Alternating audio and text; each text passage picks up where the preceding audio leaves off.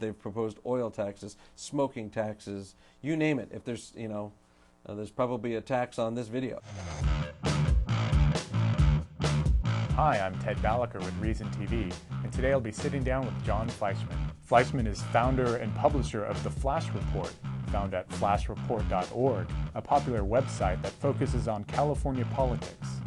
For those who may not be familiar with it, describe what the FlashReport is. FlashReport is in a nutshell, is a website on California politics. Most people have heard of the Drudge Report, and this is kind of the California version. Our team gets up way early every morning and goes to like 100 different websites and consolidates all of the top news stories of the day, and then we kind of add to that a lot of original writing from contributors up and down California.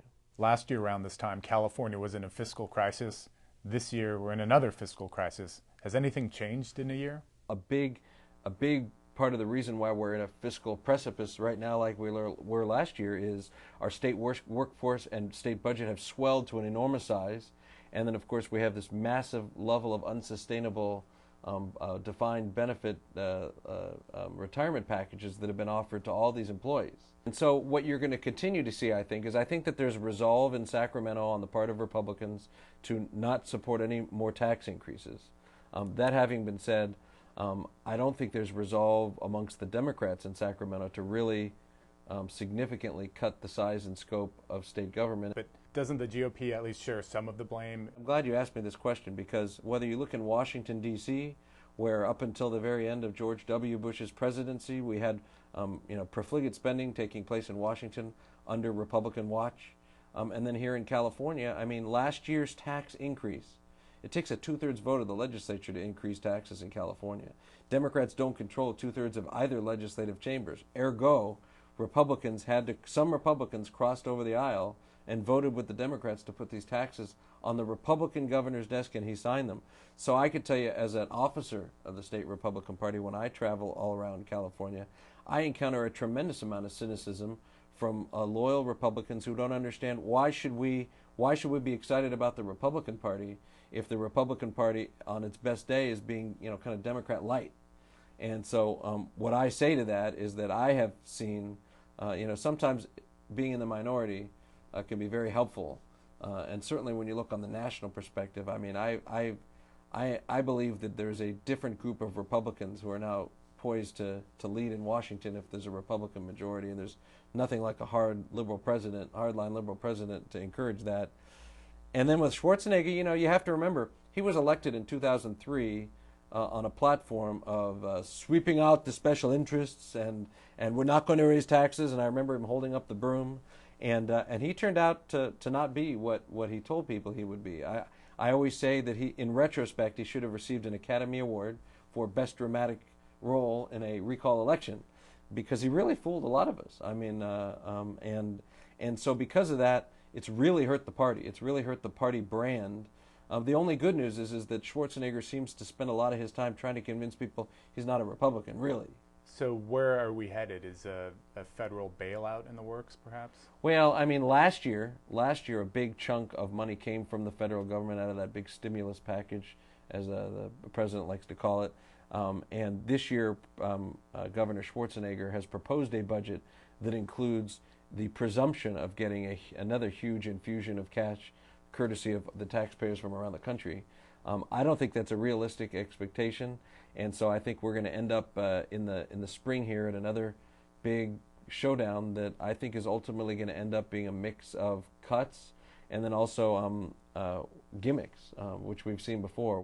A lot of people are predicting that California will just go bankrupt, but technically California can't go bankrupt. There's no constitutional mechanism for it. So what would a fiscal collapse look like? Well, I mean, this gets into an area of theory because it's never happened before. Right now, there's a complex set of constitutional provisions and laws that have passed that kind of prioritize, okay, if the state has limited funds, who gets first shot at those funds? And it's like this overlapping maze of commitments that it's very difficult to look through. But all we have to do is look at, whether we look in the private sector, say United Airlines is a great example. They went through a bankruptcy reorganization, and a huge chunk of the liability they had on the books was to their unions and to pension plans. the judge actually cracked open the pension plan and talked about the need to revise that, and the employees came to the table based on that and said, you know what, this is where we agree to reduce what our piece is, because none of us are going to get anything if the entire company goes belly up. And municipalities in California and counties have the ability to go bankrupt. I mean, declare bankruptcy. Orange County did a reorganization, as you recall, in the 90s, and it's still humming and kicking today, but it was able to restructure a lot of its debt. The city of Vallejo up in Northern California has gone through a bankruptcy. And that was sort of a microcosm of the problems in California. Right. Correct? The city of Vallejo had discovered that because they had so many obligations to their pensioners, they literally figured out that in order to pay all of the money that was needed for the pensions, the city would have to stop doing everything. No fire, no police, no libraries.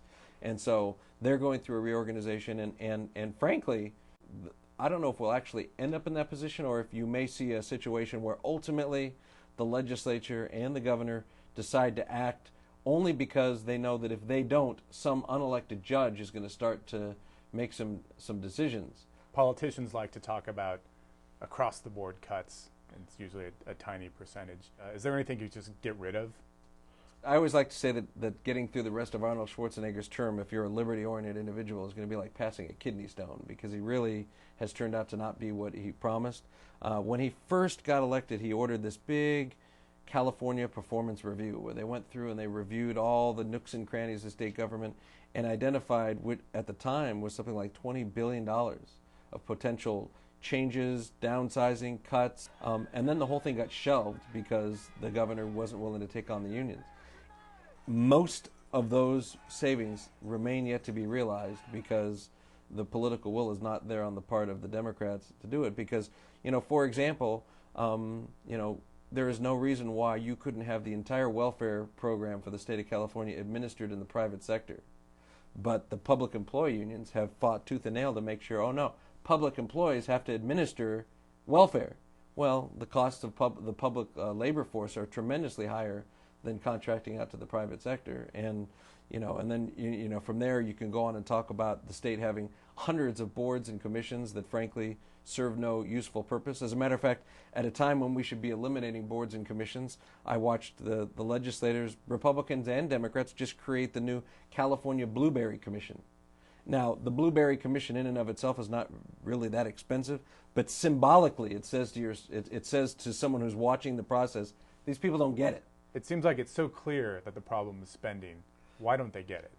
I believe that that for many of them, they have a passion that I would almost call religious. I mean, they truly believe in the welfare state. They truly believe in the role of state government in redistributing wealth from those people who have more to take care of those people who have less. And they fight the shrinking of government in the same way, the same zealousness in which you would fight almost heresy. I think that they are hoping to weather the storm, that the economy is going to come back. If they could raise taxes, they would. There are more taxes proposed this year than we've seen in many years. They're talking about they use language now like, we're taking general tax increases off the table. This is after last year when they increased sales, income, car taxes by about $14 billion. This year they're taking general tax increases off the table. But the translation to that is they've proposed oil taxes, smoking taxes, you name it. If there's, there's probably a tax on this video. I mean, so they want to get more money out of the private sector at a time when the economy is very unhealthy, and the private sector can least afford to invest more money in government.